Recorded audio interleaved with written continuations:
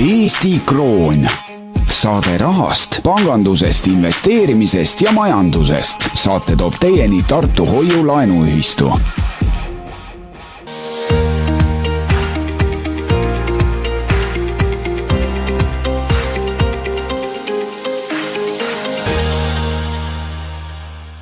Tervitused kõikidele kuulajatele, saade Eesti Kroon alustab nagu ikka. Käes on esmaspäev, kell on saanud 11 ja natukene läbi ja oleme siis teie jaoks eetris raadiotes Ring ja Ruut FM ja kõikides teistes igasugusest taskuhäälingu platvormidel ja formaatides, millega te meid kuulete. Igatahes stuudios on Andro Roos ja Maksim Romanovitš. Tervist, Andro! Tervist, Maksim! Ja alustame siis meie saatega, ütleme, eelmine saade sai hoogsa avapaugu, ehk siis aasta sai alguse. Eesti Krooni saade alustas, saate valmib koostöös Tartu Hoiu-laenuühistuga ja alustaks seekord, ütleme siis kohe kõige viimase kõige suurema uudisega, et meie seast on lahkunud endine president Arnold Rüütel ja sellega seonduvalt on siis Eesti peal toimumas mitmeid mälestussündmusi ja ka matused ja ärasaatmised ja ma saan aru, et Andro, et sina olid Arnold Rüütliga isiklikult ka tuttav? Jah, olin isiklikult tuttav ja mitte ainult isiklikult tuttav, vaid tegelikult Tartu Hoiu-laenuühistu liige on Arnold Rüütel või õigemini nüüd tuleb juba öelda, et oli Arnold Rüütel, aga tegelikult kurioosne on ka nagu see, et ma saan tänagi öelda, et Tartu Hoiu-laenuühistu liige on Arnold Rüütel, sest kui ka president Arnold Rüütel elas, siis sel ajal oli meil 2 Arnold Rüütlit Tartu Hoiu-laenuühistu liikmeks, nii et Eestis on vähemalt üks nimekaim ka veel siis president Arnold Rüütel, kelle nimi on Arnold Rüütel. Nii et vaat niimoodi ta nagu on ja Ingrid Rüütel on ju ka Tartu Hoiu-laenuühistu liige jätkuvalt, nii et presidendipaar omal ajal võttis ja tegi selle sammu, mida väga paljud poliitikud, kes tegelikult sõnades räägivad, et nad ühistegevust toetavad ja Eesti oma majandust toetavad ja ka hoiulaenuühistuid toetavad, siis tegelikult ise nad hoiulaenuühistute liikmed ega ka ühistute liikmed ei ole, et ainult kaugelt kuidagi niimoodi üldsõnaliselt toetavad. Aga vaata Arnold Rüütel ja ka tema abikaasa Ingrid Rüütel on sellised inimesed, siis Arnold Rüütel oli, Ingrid Rüütel on, kes ka tegelikult oma sõnades teevad seda, vähemalt mina võin Tartu Hoiu-laenuühistu juhatuse esimehena nagu kinnitada seda, nad teevad tegudes seda, mida nad oma sõnades ka räägivad. No ütleme, kui natukene süvitsi rohkem laskuda, siis oskad sa mõned seigad välja tuua, et mis määral sa oled temaga kokku puutunud läbi Tartu Hoiu-laenuühistu, et hoiu-laenuühistu vaatest, et mis sorti mees oli, et me kõik teame siin raadiokuulajad ja meie saatekuulajad teavad, et ma olen selline võlakirjade mees on ju, siis Arnold Rüütel oli võib-olla rohkem nagu hoiuste mees või et kuidas tema nagu siis ütleme aktiivsus hoiu-laenuühistu tegevuses peegeldus? Ei, Arnold Rüütel ei olnud hoiuste mees, Arnold Rüütel tuli lihtsalt toetama Tartu Hoiu-laenuühistu liikmeks. Sest ma olen väga palju, selle Tartu Hoiu-laenuühistu tegevuse jooksul kokku puutunud nagu selle asjaga, et kutsud inimest, et tule liikmeks, et sa siuke ka aktiivne inimene ja eestimeelne inimene ja räägid, et ühistegevus meeldib ja võõrpangad ei meeldi ja tahad nagu midagi muuta nagu siin Eestis, et ei ole kõigega rahul. Et tule, et teeme majanduslikku ühistegevust. No aga siis öeldakse niimoodi, et tead, ma laenu ei taha, hoiust mul panna ei ole.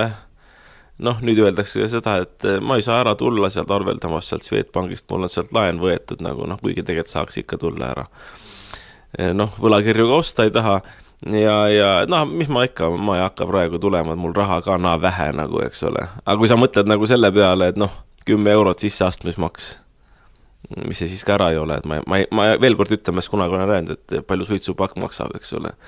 Ja kes suitsu ei tee, et mingis mõttetud kulutusi ikka teed 10 euro eest ja ostad tanklast kohvi on ju? Ostad tanklast kohvi, mis mulgi siin laua peal on, et ikkagi sai nagu ahnus võitu täna hommikul.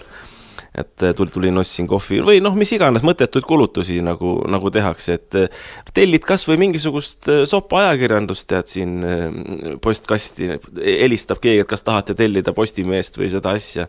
no miks ma ütlen sopa, et ega seal mingid uudiseid nagu nii ei ole, et tahetakse sul pea nagu solki täis, eks ole, ja siis see on sul rohkem läinud kui 10 eurot ja saanud ei ole see mitte midagi, kui ainult negatiivseid uudiseid ja ühesõnaga hirmu. Nii et, ja teine 35 eurot osamaks, et see on ju sinu enda vara, et ja kui keegi ütleb, et tal nii palju säästusid ei ole, et 35 panna osakapitaliks Eesti rahva ühistegevuse jaoks, võt siis ongi küsimus, et siis tuleb küsida, kas elad siis prügimäel nagu või ma ei tea, ma ütlen tõesti, et kui ma ei taha kedagi solvata, aga mul isegi tudengi nagu mul tõesti sissetulekuid niimoodi ei olnud, et vahel ikka pintsaku taskust leiad, et sünnipäevas keegi on kinkinud. Toona oli kroonid, et kas 500 kroonise või 100 kroonise, eks ole, see 35 ongi ju endis rahas 500 eurot, krooni ja lõpul see 500 eurot ei olnud mingi raha, ei ole ta täna ka, see on üks kord poes käi. 500 krooni, vabandust, 500 krooni, eks ole, 35 eurot. Nii et tegelikult 35 euro eest, kui sa perele süüa ostad, sa ei saa süüa ka nagu osta, et ma tõesti tegelikult, hea Maksim ja head raadiokuule, ma ei saa aru sellest, et kui keegi ütleb seda, et see 35 eurot kuhugile panna ühekordseks liikmemaksuks, et see tekitab mingisuguseid suuri eelarveauke. Aga teistpidi vaadates, kui me räägime seda, et Eesti rahvas on vaene rahvas ja me ei saa üksinda nagu mitte midagi teha. Vaata, meid on, ütleme, ümmarguselt siin täisealisi inimesi ja kuidagi niimoodi, ütleme, arvestame miljon. Ja mõtle, kui iga üks paneks minimaalse, ilma intressi tahtmata, ta ei pane hoiusele, tuleb lihtsalt liikmeks, nii nagu Arnold Rüütel tuli liikmeks. Paneb 35 eurot lihtsalt. Siis kamba peale on kokku see ju 35 miljonit eurot. Vaata, 35 miljoni eest saaks juba mingisuguse tehase püsti panna, mis hakkaks tootma. Võt. Mõttekoht. Ja pealegi, raha on ju nii vana asi, et see võiks juba kõigil olemas olla, on ju? Jah. Et leiutati juba Hiinas ja paberrahana. See võiks juba iga ühel olemas olla. Aga okei, tähendab, räägime Arnold Rüütlist. Et põhimõtteliselt ega minu tutvus temaga ei piirdunud ainult Tartu Hoiu-laenuühistus, kõigepealt me saime kokku Eesti klubis, kuhu ma liikmeks läksin. Andrus Helenurm mind kutsus, Andrus Helenurm on ka Tartu Hoiu-laenuühistu liige, nii et ikkagi tema Tartu Hoiu-laenuühistu liikmeks tuli Andrus Helenurm ja siis kutsus mind ka Eesti klubi liikmeks ja siis seal saime siis tuttavaks ka Arnold Rüütliga, ühesõnaga mina sain. Ja tegelikult, Arnold oli selline, nagu on ka välja toodud, pika jutuga mees, aga eks tema kasutas seda pika juttu selle jaoks, et sul läks vastasena või diskussiooni vastasena vähem aega nagu siis oma argumente lõpuks esitada või et lõpuks lööd nagu käega ja ütled nagu seda, et ma ei viitsigi nagu vaielda, et tea küll, et olen nõus, mis sa ütled. Et küllap ta nagu poliitikas seda ära kasutas, aga ma mäletan muidugi seda, et retoorikas oli ta ka kõva. See on muidugi kõikide poliitikute viga, et ma loodan, et ma ise äkki püüan küll endast nagu puutumata jätta seda asja, aga teinekord ei saa ka, sellepärast, et poliitikutele meeldib nagu välja tuua, et nemad on idee autorid, kui ilusti öelda. Ja mäletan, et kui ma esimest korda vist rääkisingi hoiu-laenuühistutest, aga ma veel kord toonitan, et Rüütel tuli ka pärast seda nagu hoiu-laenuühistu liikmeks. Veel kord, et mees sõnalast härjal sarvist, et pidas sõna. Just. Aga muidugi, mis ma tahan välja tuua, on see, et kui pidasin kõnet nagu seal Eesti klubis ja rääkisin Tartu hoiu-laenuühistu tegevusest ja niimoodi, rääkisin jutu ära, Rüütel võttis ka sõna, toetas seda kõike, rääkis oma sõnadega üle, ja niimoodi nagu poleks minu juttu kuulnudki, ütles niimoodi, näed, ma andsin teile nüüd hea idee, tehke see asi ära. aga näed, inimene tuli ka liikmeks, nii et ei ole seal häda midagi ja ta oli ka selline inimene, ma olen tal ka korduvalt ju külas käinud, nii Saaremaal kui Tallinnas, kui ka tegelikult ühel vana aasta õhtul Tartus, siin Kaare tänaval, oli vist Kaare tänav, kus ta elas. Ja ma ka kuulsin, et Arnold Rüütelil pidi maja olema Tartus, et kuskil seal näituse ja selles nagu Tähtveres ühesõnaga. Ja minu jaoks oli see väga oluline, et ma tegelikult täiskasvanud inimesena ja hiljem ka nüüd Tartu Hoiu-laenu ühistu juhatuse esimehena, et ta oli minu ühistukaaslane, sellepärast et noh, ma ei räägi siin nagu niisama, mul on ka nagu juba emotsionaalne puutumus Arnold Rüütliga.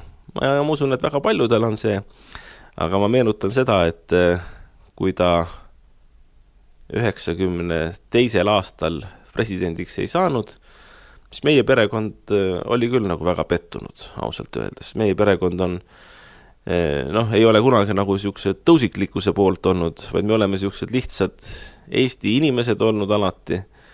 Võib-olla mõni ütleb niimoodi, et koolis mul oli pinginaaber.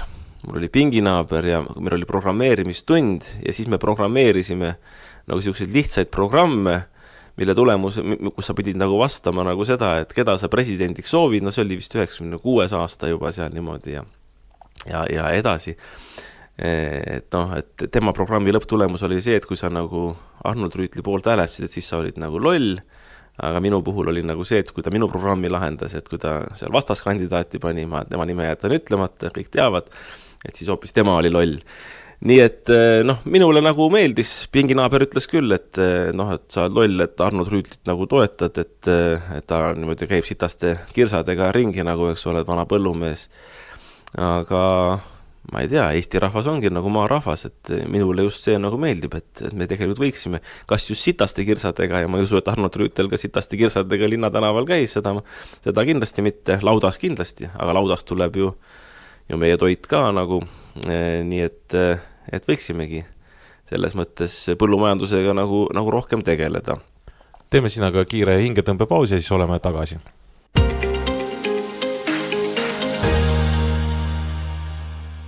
Oleme saatega tagasi, saade on Eesti Kroon, stuudios on Andro Roos ja Maksim Romanovitš, et täna oleme siis sellistel nii-öelda mälestuste radadel, kus räägime meie seast lahkunud endisest presidendist Arnold Rüütlist ja kellel mis mälestused ja emotsioonid sellega on, et noh, Andro, jätkates selle pealt, et siin on temaga nagu isiklikke kokkupuuteid, nagu kuulsime, et ta oli ka Tartu Hoiu-laenu ühistu liige, siis ma arvan, et tegelikult kui guugeldada sinu nime, siis üks asi, mis ka esile kerkib, on kunagine üks artikkel, mis on seotud sul ka Arnold Rüütliga, et oota, laseme selle elevandi ka nagu toast valla. Ei, sa tahad kohe nagu niimoodi, no ütleme, kollaseks minna ja intriigide radadele, aga ma meenutaksin ikka niimoodi lapsepõlve ja niimoodi, kuidas mul seal mälestused Rüütliga on ja siis tuleme nagu selle juurde.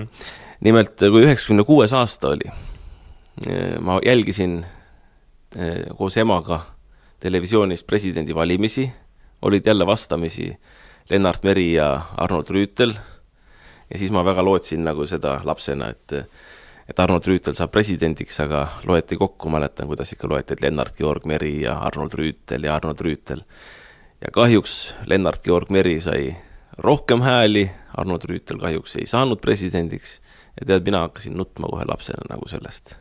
Päris tõsiselt pean ütlema, et hakkasin nutma, sest pidasin nagu seda Eesti Vabariigi, Eesti rahva suhtes nagu ebaõigluseks. Aga teistpidi, vaata, ajalool on keerdkäigud 2001. aastal samamoodi, siis ma olin juba siuke nooruk, täiskasvanud inimene juba, lõpetasin keskkooli 12. klassis ja siis olid uuesti ju presidendi valimised. Ja kas siis vastamisi lõpuks oli minu mäletamist mööda Arnold Rüütel ja Toomas Savi äkki. Võimalik. No üldiselt ega ma tahtsingi ennem siin sulle natukene oponeerida, et ega sellest, et Lennart Meri ka meil mingi aeg president oli, ega see ei olnud ju üldse ka halb mees, et Lennart Meri oli ka suurte tegude mees ja ütleme, vaata, ajaloo keerdkäik on selline, et mõlemad suured mehed said riigi eesotsas olla. Kui või niimoodi võtta. No jah. See on kõige parem lahendus ju. Aga vaata, minul ei ole nagu kunagi nagu Lennart Meri siiski presidendina meeldinud, ma pean sulle ütlema. Et ma ütlesin seda tema eluajal avalikult ja ma olen ka hiljem väljendanud, kuigi jah, ega loomulikult ta ei olnud ebaintelligentne inimene. Et seda kindlasti mitte. Aga noh, ütleme, kui me vaatame nagu kas või seda, et juulilepped, noh, ütleme, kus siis Nõukogude sõjaväelased Eestisse jäid. Noh, see oli ka Arnold Rüütli alaline mure, et kui me ikka Arnold Rüütli kokku saime, siis ta alati viis juttu ka juulilepetele ja Lennart Meri osalusele selles. Eriti ta meenutas nagu seda, et no need on tema sõnad muidugi, noh, selles mõttes, et ega mina seal juures ei olnud, kui need ajaloolisi otsuseid asju tehti. Aga Arnold Rüütl ütles, et kui ta oli Ülemnõukogu presiidiumi esimees ja Eesti sai nii-öelda iseseisvaks, siis tal Jeltsiniga oli kokkulepe, et Eesti annab oma ehitajad ja Moskva lähedale ehitatakse, vaat Eesti annab oma ehitajad, see on ka majandusliku mõtlemise üks näide, et ega Venemaa oleks ju selle kinni maksnud, eks ole, ega siuke kokkulepe oli, aga Eesti ehitajad oleks välismaal ehitanud, see tähendab, et Eesti oleks saanud omaniku tulu. See on, vaat ongi, et oli kolhoosnik või põllumees, eks ole, aga mõtleski nagu põllumees. Et Eesti oleks saanud omaniku tulu ja oleks Moskva lähedale ehitanud Vene erusõjaväelastele, kes nüüd pärast 94. aastat paraku Eestisse jäid. Nii et Meri selle asja nagu tühistas, nii et Moskva lähedale midagi ei ehitatud, Eestist Vene erusõjaväelast ära ei läinud ja nii ta nagu oli, eks ole, noh. Kes kuidas sellesse suhtub? Mina arvan seda, et noh, Vene erusõjaväelasi ei saa nagu tavaliste siia Nõukogude ajal sisse rännanud inimestega samastada, et sõjaväelane on nagu sõjaväelane ja isegi kui ta võtab nagu mundri seljast ära, siis ta jääb sõjaväelaseks. Noh, oli ka mitmeid muid Petserimaa tagasi saamisest, näiteks Arnold Rüütel rääkis. Tegelikult hilisem valitsus, kus Laar ja Lennart Meri presidendina oli, need lõpetasid selle asja ära, sest noh, ma nagu Arnold Rüütli jutust aru sain, et ikkagi Petserimaa osas Jeltsiniga oli läbirääkimised niipidi, et teatud piirkonnad oli Jeltsin nõus tagasi andma. Aga noh, hiljem juba seal Siim Kallas läks Petroskoisse ja noh, ei saanud seal midagi nagu ja suhteliselt alandavalt ka temaga nagu kui Eesti Vabariigi esindajana seal noh, käituti nagu selles mõttes. Ma ei tea, kas ju siis oli põhjust, et inimene laseb nagu niimoodi teha. Aga jah, et Rüütli jutt vähemalt oli see, et Petserimaas midagi oleks tagasi saanud, aga mitte neid alasid, kus venelased enamuses elasid. Et Petseri linna mitte, aga ütleme, seal oli väga palju Eesti külasid ja ka Setu külasid, mis oleks tegelikult tagasi tulnud ja mis oleks ka loogiline olnud, et need oleks tagasi tulnud. No siis ta rääkis veel Kerisaarest, et kui ta Ülemnõukogu presiidiumi esimees veel oli, vaat see Kerisaar samamoodi. Ja ma ei hakka ütlema, mis erakond ja mis ministrid, raadiokuulajad, kes poliitikast natuke enne huvituvad, teavad seda ise. Aga 2 korral Eesti on tahtnud loobuda praegusest Kerisaare ümbruses olevast merealast. See on umbes 1000 ruutkilomeetrit. See kuulub praegu Eesti territooriumi hulka, see on nagu see Eesti NSV piir, mida tahetakse põlistada, mida 2 korral on tahetud põlistada nüüd ütleme selle uue piirilepinguga, mida Moskva ei ole õnneks ratifitseerinud, nii et tänu Putinile näed, peab ütlema, näed, Eesti ise on tahtnud ära anda oma territooriumile. No see on muidugi naljana öeldud, et ärge arvake, et ma mingi putinist olen, aga kuidagi ajaloo kurioosum on nagu niimoodi, et teinekord vastaspool nagu aitab vältida sul sinu lolli otsuseid, mis oleks saatuslikud tervele rahvale. Aga jah, ütleme, seda mere akvatooriumi tahetakse ju selle uue piirilepinguga ära anda. Ma loodan, et seda kunagi ratifitseerite. Rüütel ütles, et tead Kerisaare lähedalt sellest akvatooriumist, mida tahetakse ära anda. Ülemnõukogu esimehe ametiajal toodi tal ametilaua peale üks niisugune maagikamakas, kus siis ikkagi arvestatavas koguses kulda leidus. Nii et see on üks mälestus, mis mul temaga vestlustest nagu niimoodi on. Et teda oli huvitav kuulata ja noh, kui me tuleme veel korra tagasi nagu selle juurde, et ta oli ju ka teadusmees. Ja tema uurimustöö teema oligi see, et noh, ta mõõtis seal lehmade õnnelikkust ja piimaandi nagu siis, et kuidas see on seotud, et millist muusikat lasta ja milliseid helisid ja siuksed destruktiivsed helisid, et siis käitub ühtemoodi, on üks piimaand, kui siuksed klassikalist muusikat, et siis on nagu parem piimaand ja nii edasi. Ja ma sain aru, et tegelikult hiljem ka Nõukogude kosmosetööstus kasutas tema andmeid ära, et seda ekstrapoleeriti neid andmeid siis Nõukogude kosmonautide peal. Nii et ega kui lehma mõjutab nagu siukene positiivsed helid, head helid, ega nad mõjutavad ka ju inimesi ja mäletan, et Rüütel vaatas mul otsa ja siis naeris niimoodi kaval, ta ütles niimoodi, et aga mis sa Andrus siis arvad, et kuidas siis täna kaubanduskeskustes on, et mis inimesi siis ostma paneb rohkem ja niimoodi, eks ole. Nii et meie president tegeles taolise uurimistööga. Ja kurikuulus siseraadio võib öelda, et võib äkki öelda, et Eesti siseraadiote raja ja pioneer oli siis. No niimoodi ta on, jah. Aga 2001. aastal, kui ma siin isiklikult meenutan jällegi, et kui 96. aastal puhkasin nutma, kui Rüütel presidendiks saanud, siis mul siiamaani ja ma usun, et väga paljudel eestimaalastel on meeles see pilt telekast. Kui tulid valimistulemused, Rüütel sai rohkem hääli, sai presidendiks ja toona oli ju peaminister Mart Laar ja kuidas ta ukse vahelt niimoodi hädiste silmadega piilus, lillekimp oli peos ja nagu oleks sitta söönud, astus sisse ja pidi siis president Rüütlile õnne soovima, sest ta oli ju nagu nii-öelda vastasleeri mees. Ma tahtsingi just öelda, see on see koht, kus nüüd läks huvitaks nii, et sina tead ka, oled kuulnud ilmselt neid tagamaid, et valgusta meid, Andro, et kuidas siis selline asi sai juhtuda või ütleme, et mismoodi see asi välja nägi või ütleme, nagu sa ütlesid, et vaatepilt oli korralik, et kus inimene nii-öelda kimp käes, hambad ristis peab minema vastase nagu õnnesoov. Aga miks see niimoodi kujunes, et kelle poolt siis Mart Laar oli ja kes tal vastas oli ja miks selline seik ajaloos sai juhtuda?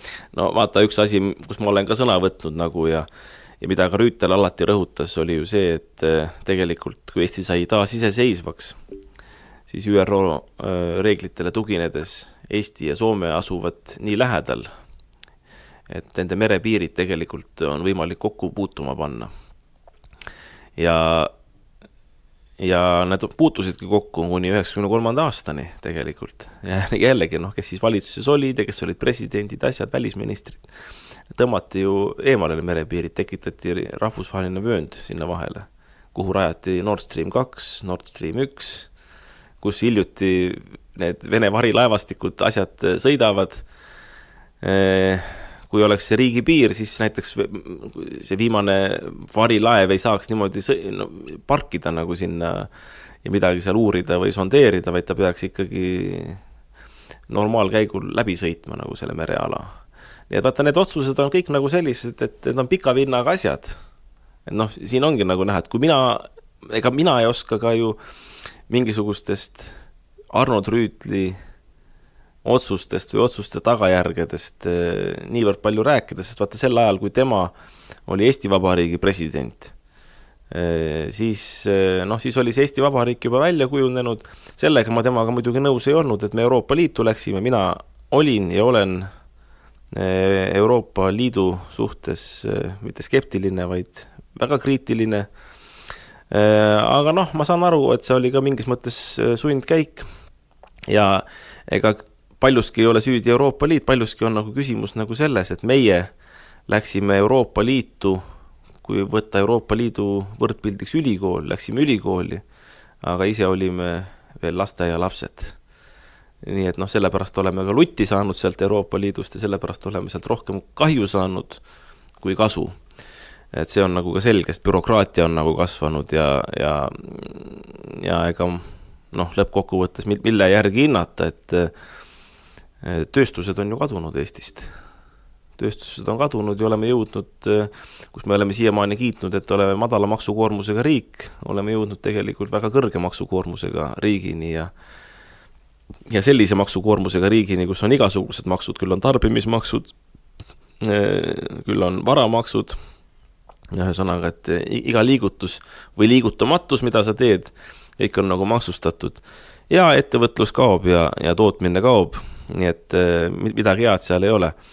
aga noh, mis seal rääkida, et noh, et üks asi on see merepiiri küsimus, teine asi on veel ju, no ikka jah, see Vene sõjaväepensionäride küsimus ja kolmas asi on Eesti Energia, mis Rüütlil oli alati südame peal, kus siis ju tegelikult Mart Laari valitsus müüs ära ju NRG Energy'le ja selle vastu ju rahvas kogus väga palju allkirju ja ka Rüütel oli selle vastu ja Rüütel ütles, et ta kutsus Laari kui peaministri enda juurde ja ütles niimoodi, et nüüd lähed ja tühistad selle müügilepingu ära ja ütles ka need sõnad veel juurde, mille suhtes mina kui ettevõtja muidugi olen väga skeptiline.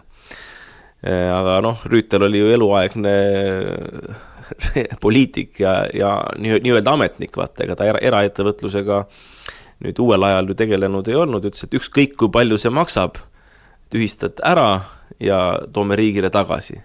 No vaat küsimus ongi nüüd niimoodi, et eks ega mineviku otsuseid ei saa muidugi hinnata oleviku realiteedist tulenevalt. Et selles mõttes, et omal ajal muidugi see ära müües Eesti Energia oli sigadus. Teine asi, noh, kas iga enna eest tagasi saada, aga ma saan aru, et Eesti riik muidugi pankrotti ei läinud sellepärast, et see tagasi võeti. Nii et see näitas, et Rüütlil olid ikka siukest rauast munad. Muidu ikka presidendi kohta öeldaks seda, et ta ei või ju poliitikasse sekkuda, aga need sekkus väga palju, eks ole. Täpselt, et ma kuulan siin ja mõtlen, et huvitav küll, et mina olen aru saanud alati, et Eesti presidendil on siuke esinduslik funktsioon on alati. Et Eesti president ikkagi poliitikasse ei sekku, tema ikkagi päriselt otsuseid ei kujunda, ta küll peab seadused, mis vastu võetakse välja kuulutama, aga otseselt nagu sekkumist sellist ei ole ja nüüd kuulan hoopis selliseid fakte, et mees oli tõesti nagu terasest, et tema otsused ja tema sõnad ikkagi midagi maksid. Jah, niimoodi ta on. Aga no muidugi, kui sa hindad nagu tänases seisus, kus Eesti Energia on niivõrd alla käinud, kus need reaktorid ja asjad, mis seal on, ei tööta, Auvere jaamad ei tööta. Noh, muidugi, ega see ei ole Eesti Energia kui sellise läbikukkumise näide. Ju seda on halvasti juhitud ja juhtijaks on tegelikult olnud ju poliitikud ja poliitikud on need, kes on määranud siis tegevjuhid.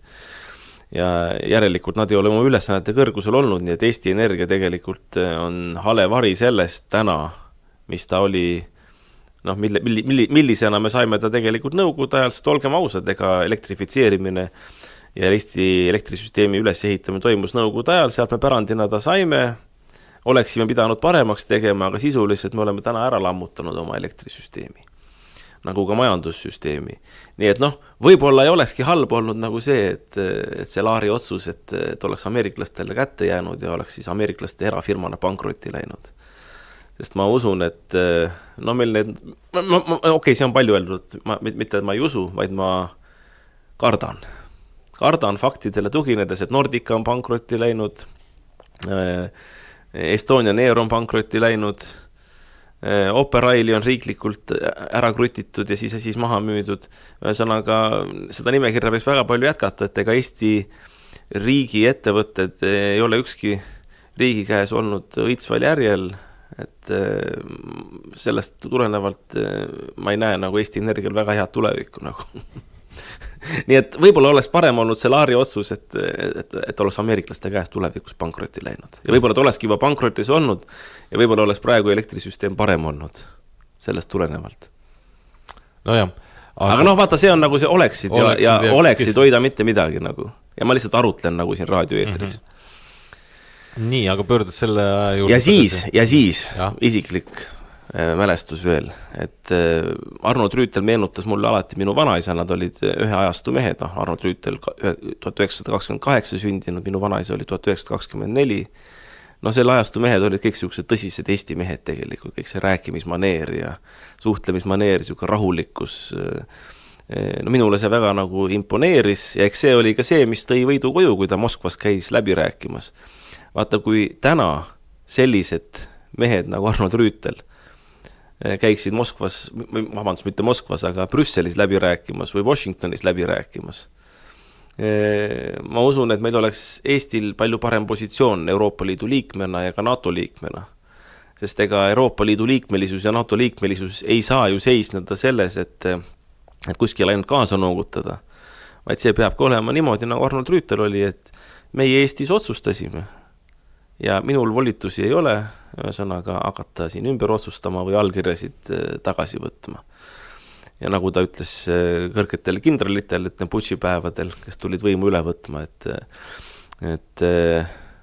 paluti kabinetti üle anda võtmed ja majast lahkuda, eks ole, et meil uued ametimehed juba ametisse määratud Moskvast. Aga Rüütel ütles ilusti, et teie ei ole mind ametisse määranud ja teie mind ka ametist maha ei võta. Nii et ongi niisama lihtne. Ja ma ütlen, et miks ma oma vanaisa mängu tõin, et kolmas hetk oligi nagu see, et oli 2006 aasta, kui käisime minu vanaisa Kirstu järel, mu vanaisa matusepäev oli ja siis oli ka presidendi valimiste viimane voor, kas läks vist tagasi Riigikogusse uuesti. Et valijameeste kogu ei saanud valitud, muidu oleks ikka Rüütel saanud, oleks seal hääled kokku saanud, aga läks Riigikogusse.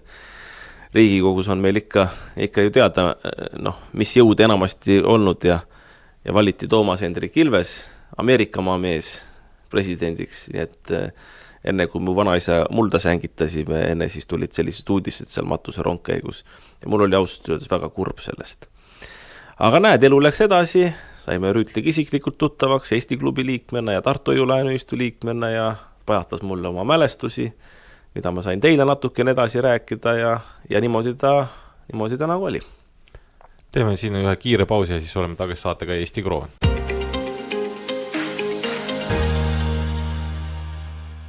Oleme tagasi saatega Eesti Kroon, saade rahast panganduse investeerimist ja majandus ning saate toob teinud Tartu Hoiu-laenuühistu. Ja täna on meil selline erisaade, kus me võib öelda, kas on võib-olla õige sõna kasutada Requiem või... Requiem Arnold Rüütlile. Requiem Arnold Rüütlile, jah. Et vaatame selle meie siis nii-öelda Hoiu-laenuühistu liikme elule tagasi ja vaatame, mis sorti mehega tegemist oli ja sai ennem juba nagu see pomm lõhatud või ütleme niimoodi, et ära märgitud, et kui Andro Roos sinu nime ütlesid seal Google'is, siis tuleb ka üks artikkel esile, mis on seotud Arnold Rüütliga ja ta ei ole, ütleme, ta on selline sopa lehe poolt kirjutatud artikkel ja mis värk sellega on, et ometigi, kui see kõik oleks nii halb ja nii halvustav, nagu seal on kirjas, siis poleks sind ju kutsutud Arnold Rüütli ärasaatmisele Estoniasse, et see on selline kutsetega üritus ja ometigi kui sulle see kutse tuli. Jah, ma pean ütlema seda, et ega mul aktiivset suhtlust Arnold Rüütliga siin viimased isegi võib-olla 3-4 aastat ei olnud.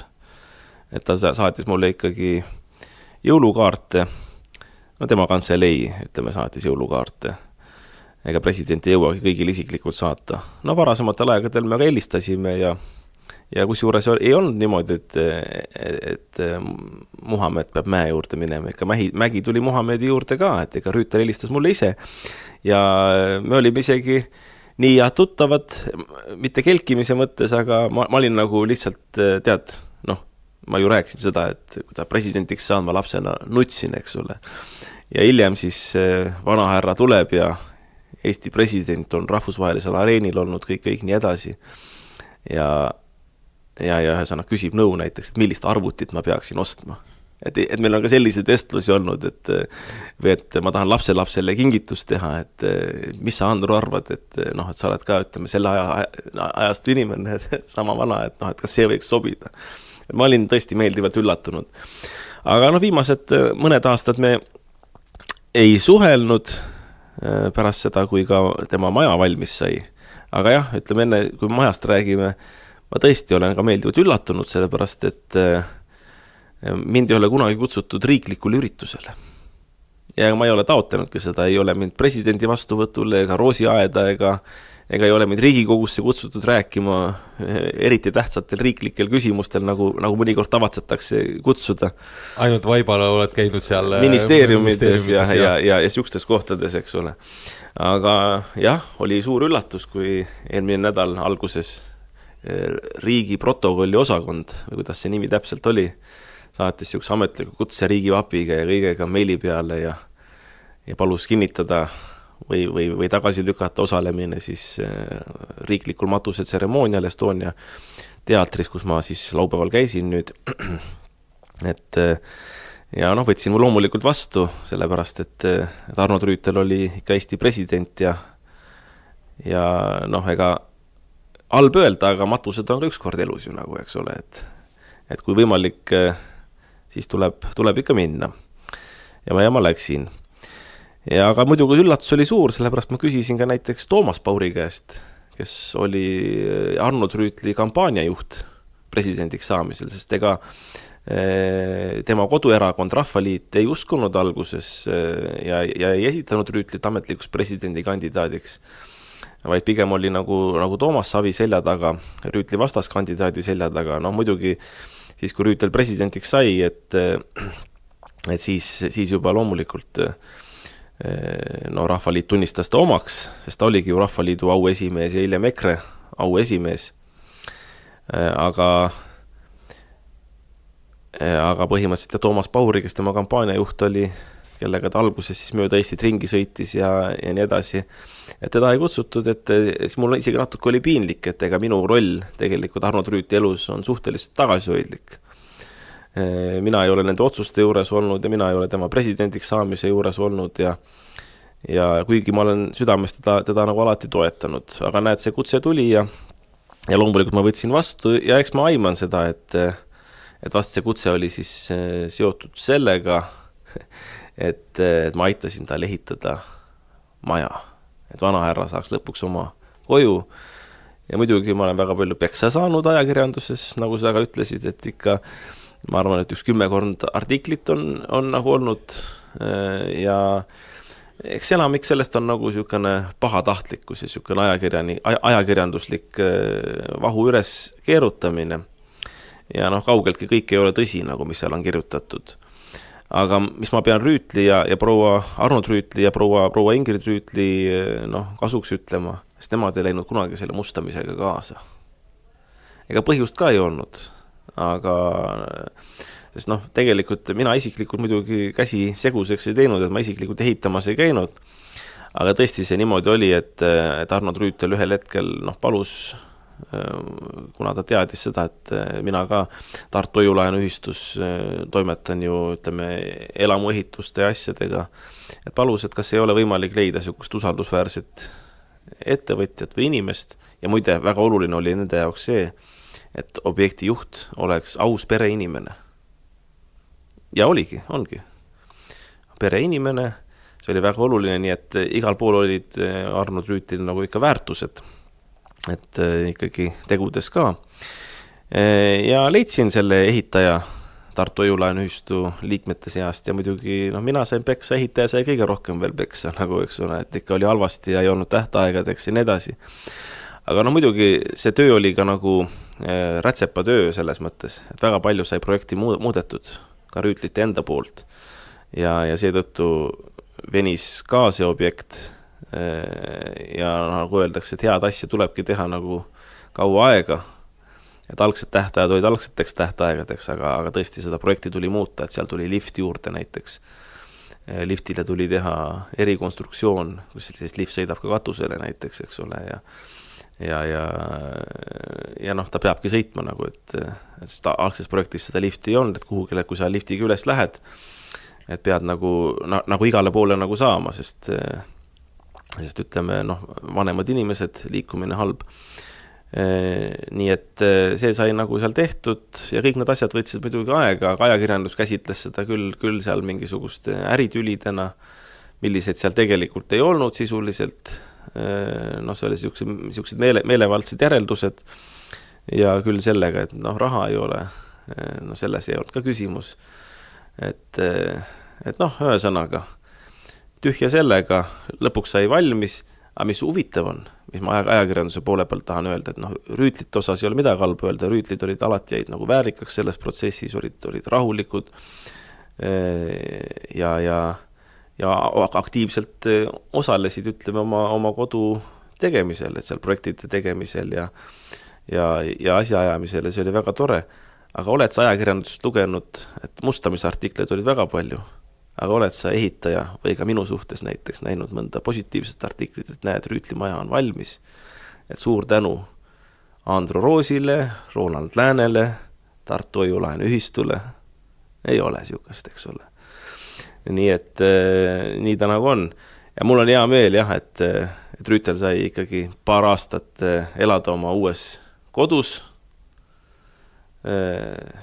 Minu teada ka lapselapsed seal, mis saab parem olla kui mitme põlvkonnaga ühiselt elada, sest see oli ka Arnold Rüütli, kui tuleme nüüd selle juurde, üks mõiste, mida ta välja töötas, oli siis talukorter, kus siis mitu põlvkonda, no tema unistuste järgi 3 põlvkonda, vanad, keskmised ja noored elavad kõik koos ja see on ju Eesti talu ideaal, et see võiks olla ka, tema kujutluses oli see, et et linnaline ühiskond on nüüd, kõik ei ela kaugeltki maal, et aga ka linnades oleks nagu sellised suured majad, mis oleks nagu sektsioonideks jaotatud, kus igalühel on muidugi oma siuksed boksid, aga lõpuks saavad kõik ühte suurde tuppa nagu kokku tulla, näiteks videviku tundi pidama ja päevast rääkima ja vanem põlvkond saab lapsi hoida, lapselapsi ja saab õpetada neid ja elutarkust edasi anda ja nooremad saavad jälle olla füüsiliselt vanematele abiks, toovad puid ja see oleks ju niisugune ilus ideaal tegelikult.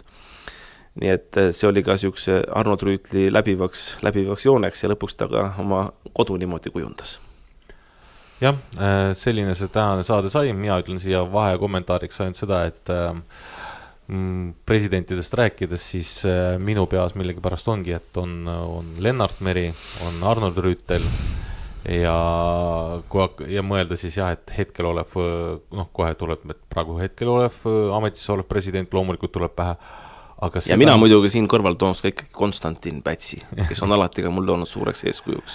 Ja kui sa mainisid nime Toomas Hendrik Ilves, tema läks mul täiesti meelest ära, et selline mees oli meil eesotsas vahepeal. Ja ära ühte nime ütle ausalt.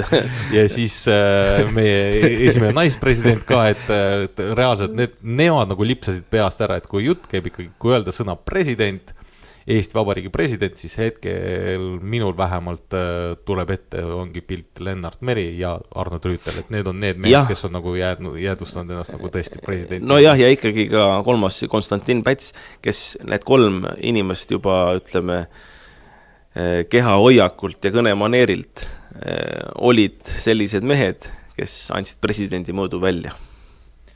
Nii, aga selline saade sai seekord nii-öelda siis Eesti krooni requiem Arnold Rüütlile. Aitäh ilusate mälestuste radadel käigu eest, Andro, ja kohtumiseni juba järgmises saates ja siis oleme nii-öelda oma tavapärases formaadis tagasi.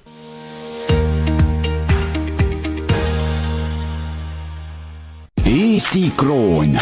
Saade rahast, pangandusest, investeerimisest ja majandusest. Saate toob teieni Tartu Hoiu-laenuühistu.